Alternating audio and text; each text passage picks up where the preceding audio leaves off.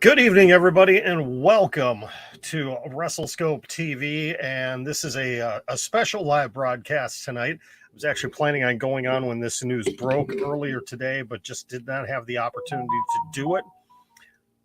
Welcome into the channel. Again, as always, before I get started here, please give a like to the channel, subscribe, and hit the notification bell so you can be updated every time something new is on the channel. And as always, I will leave this up on the screen. Please, wherever you are watching this, whether it's on Facebook, Twitch, YouTube, or on TikTok, please go to our bio, click on the link tree, and you can get connected on all the different social media. So the news broke earlier this afternoon. And this was tweeted out by Stephanie McMahon herself, and this is the tweet that she sent out. As of tomorrow, I am taking a leave of absence from the majority of my responsibilities at WWE. WWE is a lifelong legacy for me, and I look forward to returning to the company that I love after taking this time to focus on my family. So, well, the inevitable question comes in immediately. Eric, you were on it. Do I think she's leaving because Paul is in worse health than what the WWE is letting people know? I don't know. I believe her husband, Paul's health, has a lot to do with this. They did have a major scare back in the fall. I mean, we've all read the story. We've seen the story of just how serious his situation was and how close to death he was. And I'm sure that was a huge wake-up call for their family. And I was thinking about this on the drive home as I was thinking about what I was going to talk about tonight. And Stephanie McMahon has been working, and the Sportster has this laid out perfectly here. The only daughter of WWE Chairman Vince McMahon, Stephanie has been working for the company her father built since she modeled a Rockers t-shirt in a WWE catalog at the age of 13. In the late 90s, she began appearing on screen and became a pivotal character during the extremely profitable Attitude Era. Let's see. Behind the scenes, she's both been on the WWE board and in the writer's room. She became Executive Vice President of Creative in 2007, was promoted to Chief Brand Officer in 2013. Let's see. So it really, if you think about it, I actually don't even know how old Stephanie McMahon is. I believe she's in her early 40s. I want to say she's in her early 40s. And yes, her grandfather, Vince McMahon, well, he really wasn't a senior, but yeah, Vince McMahon Sr. Started the company, started the Capital Wrestling, and then became Worldwide Wrestling Federation, which became the World Wrestling Federation. But if you think about it, her entire life has been spent around WWE, around wrestling. She literally grew up in the business, in her, late teens, early 20s.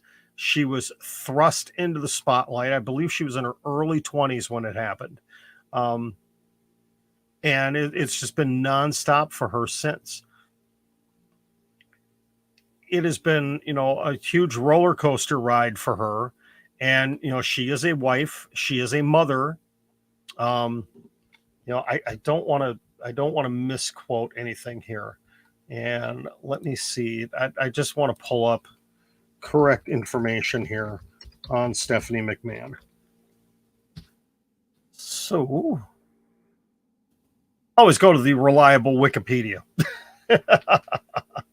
All right. So let's see. She is 45. Okay. So I was right, early to mid 40s. And let's see, her and Paul Levesque have been married for how long now? It's been quite a while. Let me see.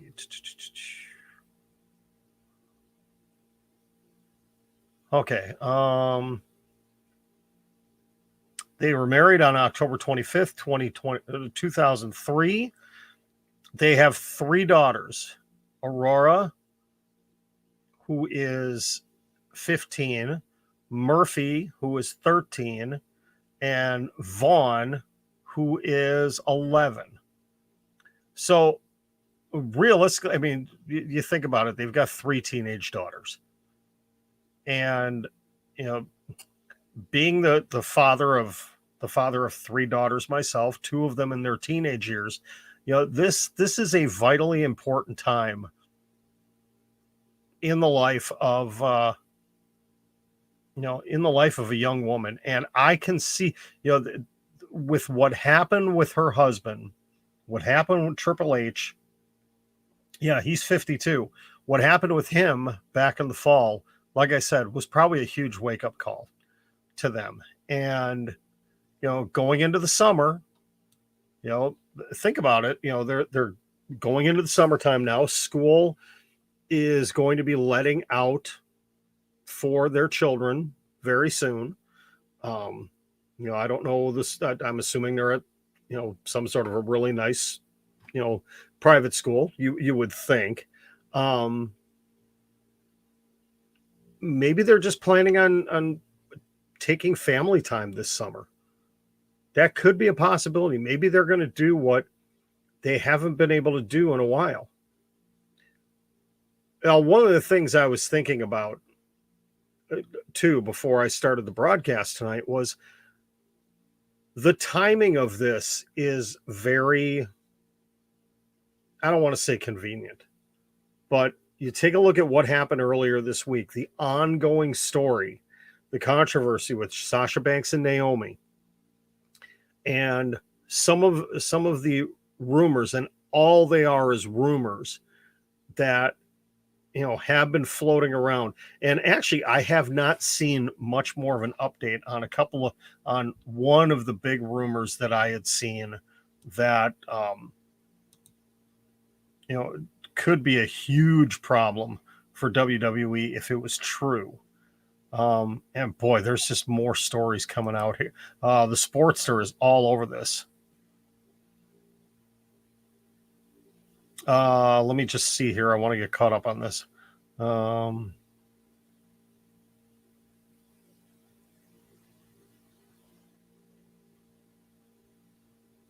Yeah, Meltzer's been talking obviously a lot about this situation. Yeah, there's a lot of heat on Sasha Banks reportedly for walking out. But then again, there's also support for her for walking out. So I don't want to get any more into that story. But like I was saying, the timing of it, though, this announcement comes 3 days after what happened on Raw. And if there is any controversy going on behind the scenes, especially with, you know, 2 prominent women's wrestlers, the timing of Stephanie McMahon taking this leave of absence is very interesting. Now, the other question that has to be asked is, you know, is this a power play by somebody else, and is she being forced out? Could there be some sort of power struggle going on at the top of WWE that we are not aware of as fans? Now, I know it's a lot of conspiracy theory here. You know, I'm throwing things out at the wall of, you know, hopefully this is just related to Paul, you know, her husband Paul's health from last year and the realization that they need to take time with their daughters. They need to step away from the business that both of them have been so heavily involved in for so long. You know, let it be run by other people and focus on their family. You know, take care of what's most important. You know, like I said, they've got, what is it, you know, an 11, 13, and 15-year-old daughters at home.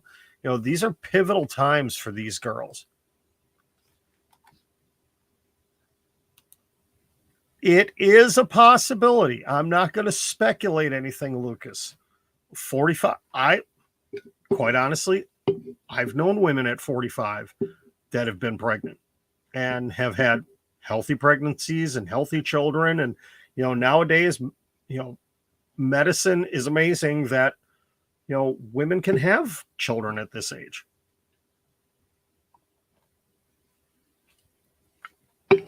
I think they would have announced that, though.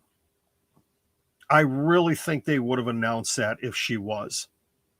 That they wouldn't just be secretive about she's taking a leave of absence.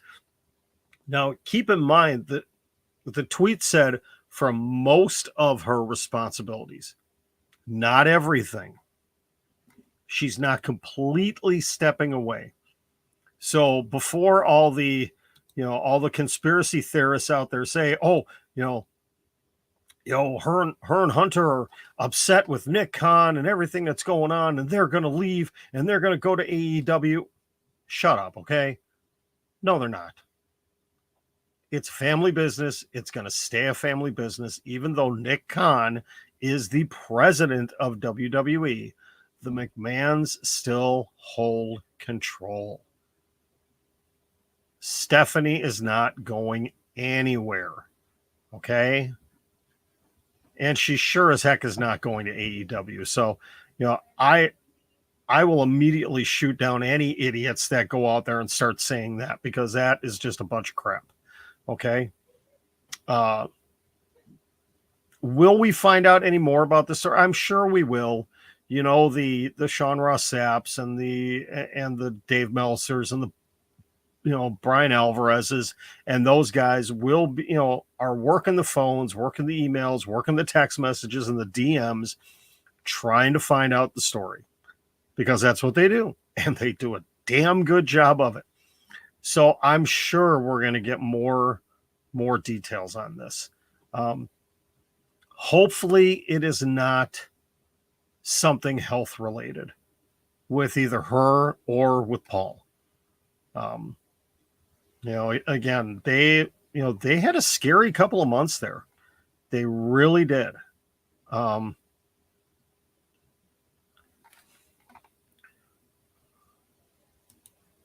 Yeah, like I said, it's a possibility. It is a possibility, but I think it would have been announced that she is. I don't think they would have been secretive about this if she was. Okay, so obviously, we're getting a lot of comments here about Sasha and Naomi. So let's jump into this. Oh, Blake. Okay. So yeah, you have 2 weeks left. Yeah, you go until what? Right after Memorial Day. So yeah, it's coming up quick. Oh, off to high school next year. Are you excited for that? Are you excited for that opportunity?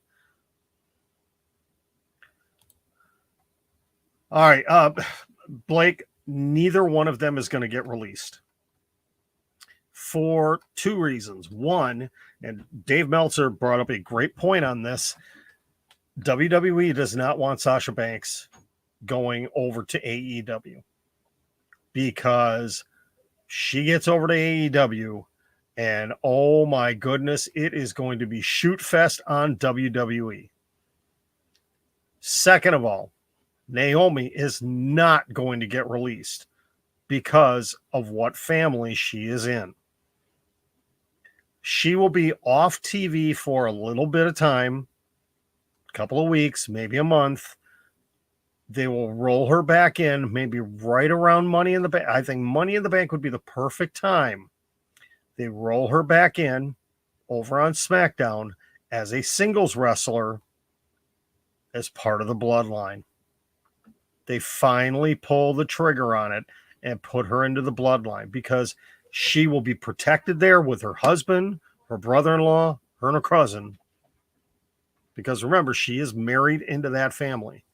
As far as Sasha, if this whole thing doesn't clear up, they're just going to make her sit.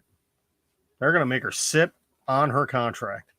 And I don't remember who it was yesterday, but somebody had tweeted out a very good point. Oh, actually, it was I believe it was Jimmy Van from Fightful. He was on with Sean Ross Sapp from Fightful. They were on YouTube yesterday. I believe it was them talking about it, that the wording of the statement that WWE made on Monday night when this happened was setting up for saying Sasha and Naomi are in breach of their contracts. That is an interesting take on this. So that is a strong possibility because, as many people have said, they are hired on as performers to show up and do what they are asked to do what is scripted. They didn't like what they were doing. And they walked out.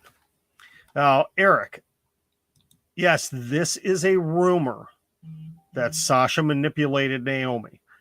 The only way we will know if this is true is if Naomi or somebody within her family comes out and says, yes, Sasha manipulated her into walking out. And as close of friends in real life as Naomi and Sasha are, I do not believe she's going to throw her under the bus like that. I really don't.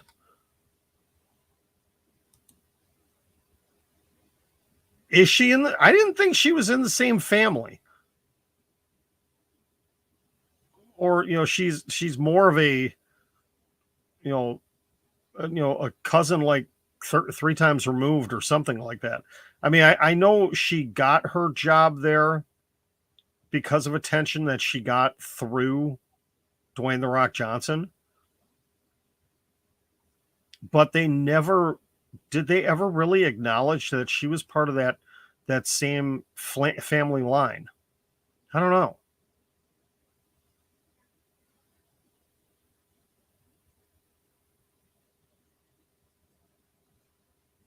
Yeah, so as far as there are so many rumors flying around right now. There really are. But I think the biggest thing right now is you are not going to see either of those 2 women released. I don't even believe WWE is going to acknowledge this tomorrow night. Sorry, pun not intended with the acknowledge part. I don't think they're going to talk about it on SmackDown tomorrow night. I think they are going to try to kind of sweep this under the rug until they figure out what's going on. I mean, they went out and they went all guns a-blazing on Monday night with commentary and everything else. And I guess in a way they had to, because Sasha and Naomi walking out did happen after the show began. And it was after they had promoted the fact that there was going to be the 6-pack challenge. And all of a sudden they had, it's not like it happened a couple hours before the show. It happened after the show started. And they had to scramble. And, Becky Lynch should get a lot of credit, because she was the one that came forward with the idea of, hey, why don't we do this real quick? Why don't you have me and Asuka go out there and just do a match? And she presented the idea and they ran with it. And it actually turned out pretty good. I mean, she saved a very major part of that show.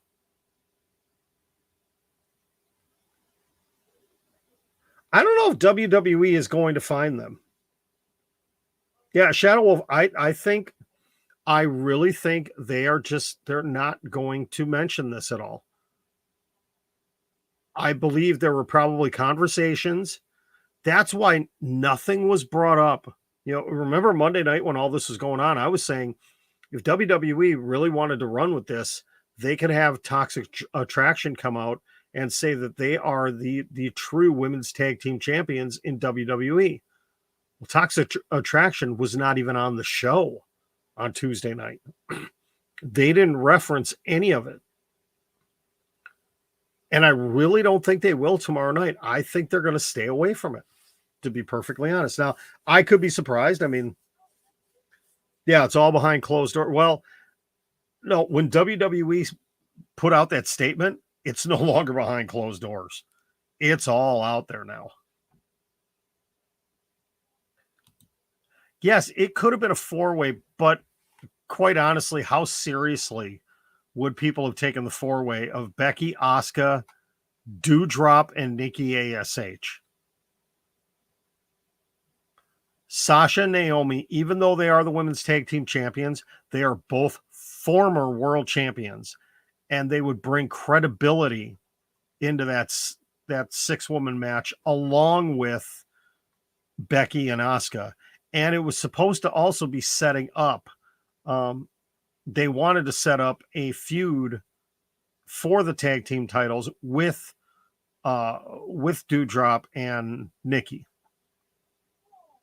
So just having those four, it wouldn't have looked good. Now, maybe they could have thrown Lacey Evans into the mix. Maybe they could have thrown Alexa Bliss into the mix all of a sudden. Though Alexa did have her match with Sonya Deville. Holly Madge, she did walk out. This is not storyline. She legitimately walked out. Now, she is under contract with WWE, so she cannot show up anywhere else. She cannot show up on another wrestling show. I don't know what that means for wrestling podcasts. If WWE contracted talent are allowed to go on podcasts that are not approved by WWE Media Relations. Marcus, I'm not even paying attention to that whole thing, quite honestly. Shadow Wolf, yeah, the details are behind closed doors, but you know what? There's always one person that will leak the information. Always somebody that will leak that information. Okay, let's talk real quick about Johnny Elite. The wrong Johnny showed up. The wrong Johnny did show up. It was cool to see him in there. It really was cool to see John Hennigan, John Morrison, Johnny Nitro, Johnny Mundo, to see him in AEW.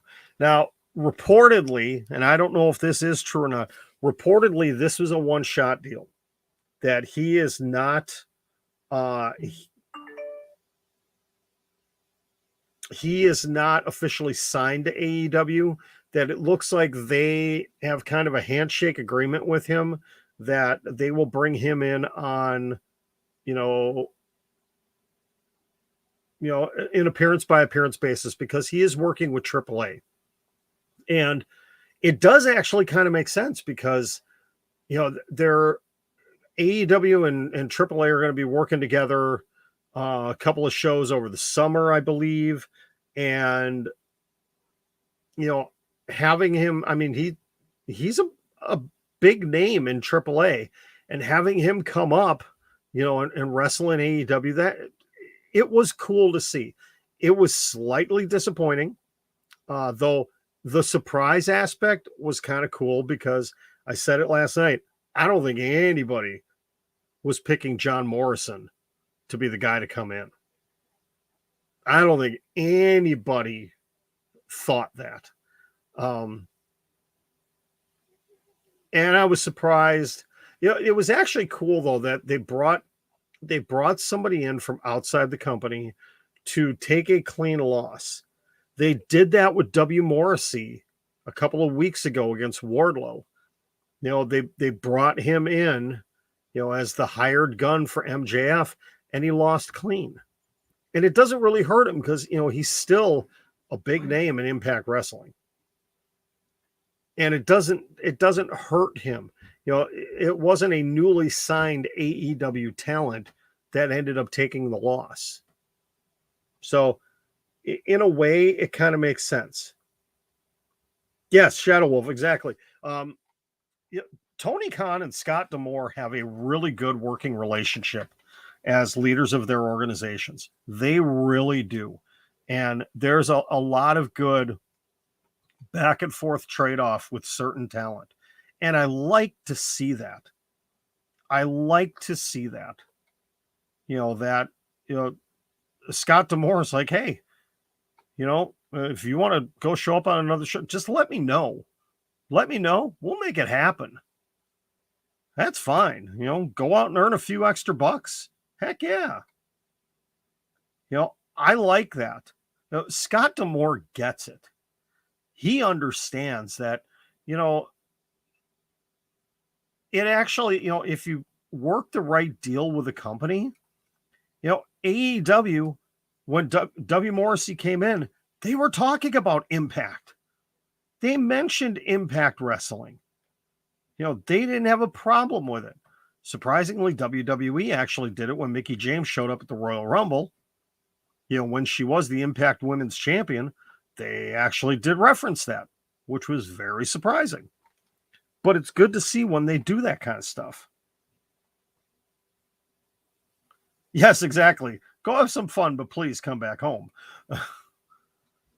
It's just nice to see those open relationships between bigger companies that, you could get along. And I mean, look how much back and forth Kenny Omega did.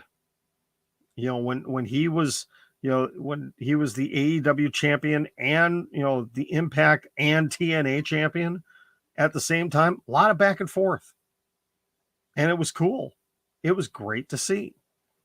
That's what we need. It kind of harkens back to the old days of the territories when, promoters would, all right, my guy's run his time here, let's send him over to this territory for a little while, but send somebody over in his place,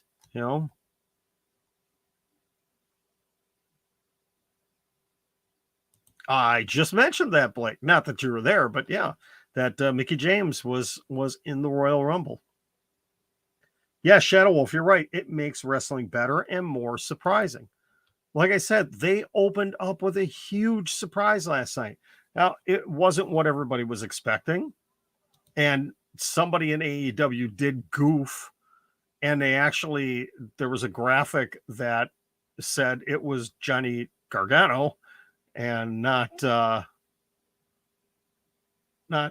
Johnny Elite. They screwed up.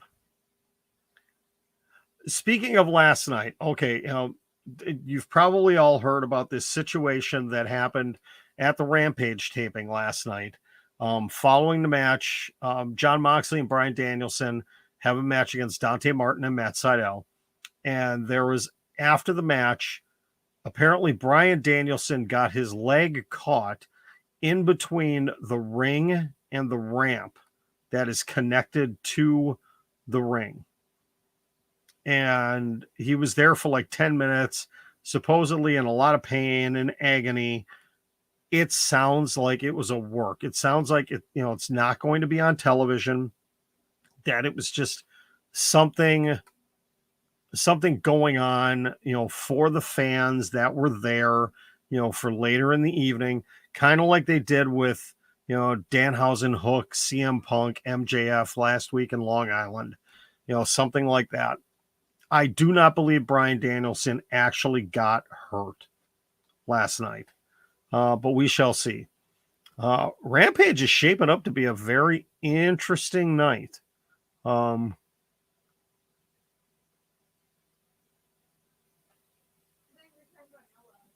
Sean Spears, you're definitely going to want to tune in. There is a surprise appearance, I've learned, from somebody to take on Sean Spears tomorrow night.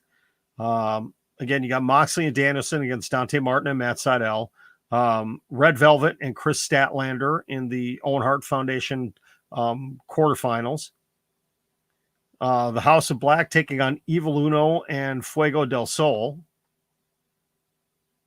Fuego's just going to get killed again. Scorpio Sky demands the return of the TNT Championship. Did somebody steal it from him? Did I miss something? Did somebody steal the title from him? And of course, we're going to have Hookhausen. So, and no, it's going to be it's going to be an entertaining show. Keep in mind, it's on early again tomorrow. Yes, Louis, I know who the surprise is too. I know who the surprise is too. Don't say anything. It was nice to hear who it was. Does it mean this gentleman is going to be a regular in AEW? I don't know, but it was cool to hear who showed up to take on Shawn Spears. I was very happy to hear it. Again, I will not be watching the show live tomorrow night. Yeah, Blake, I'm confused too. Did I miss something somewhere? Did somebody steal the belt? I know we had the whole thing last week where, Sky attacked Kaz after the match. Then Sammy came into the ring. Did Sammy steal the belt? I guess I'd have to go back and watch the end of Rampage last week because he wasn't on Dynamite at all this week, was he? I don't know. I'm confused. Like I said, I must have missed something. I don't know. But it's shaping up to be a decent Rampage. Keep in mind, next week's going to be huge for AEW because it's the week leading into Double or Nothing. Everything is live next week. Obviously, Dynamite is live. They're going to be in Vegas.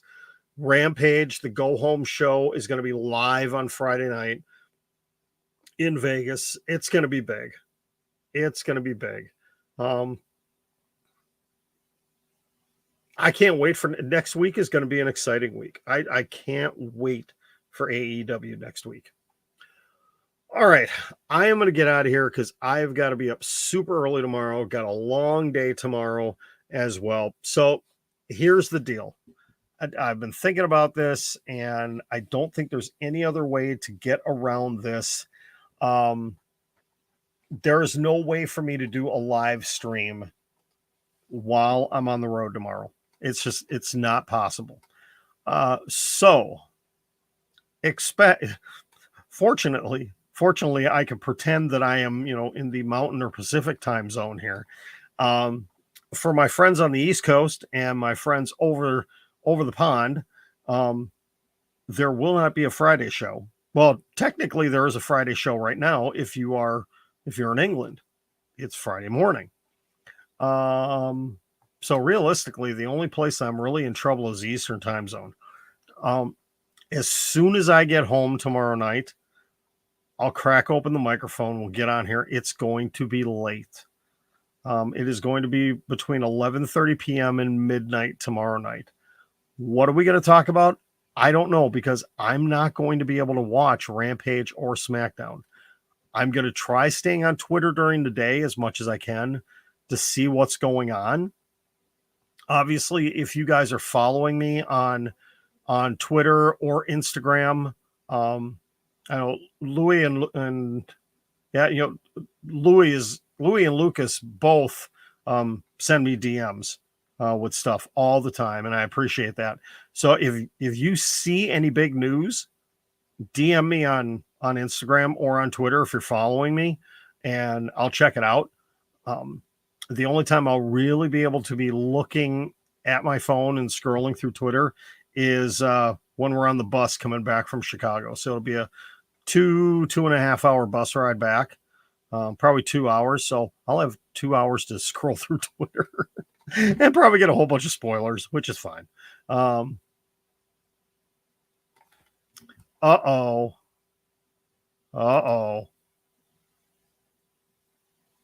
Do we close? What did WWE leak? What did they do now?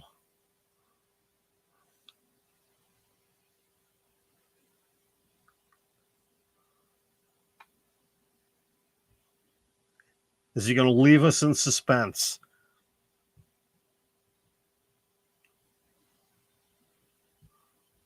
Where We're waiting.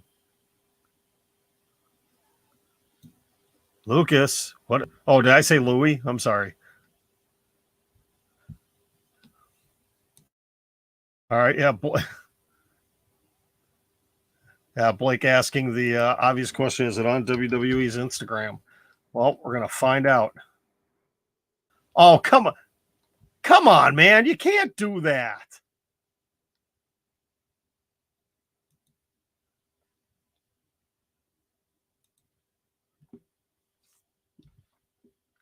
You asked if we saw it, and now you're not going to give spoilers. Really? That is not cool, man. That is really not cool. Oh, there's a tag match tomorrow. No, well, you can tell us what the tag match is.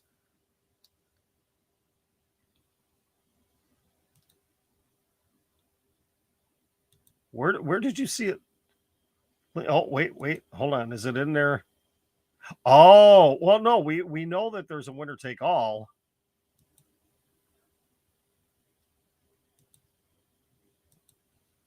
Oh, did they leak the result?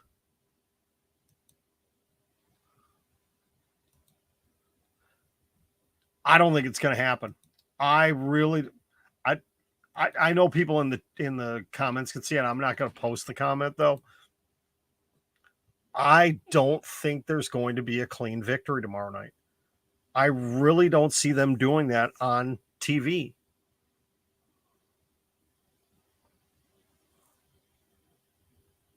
Yeah, SmackDown is live tomorrow. It is live tomorrow.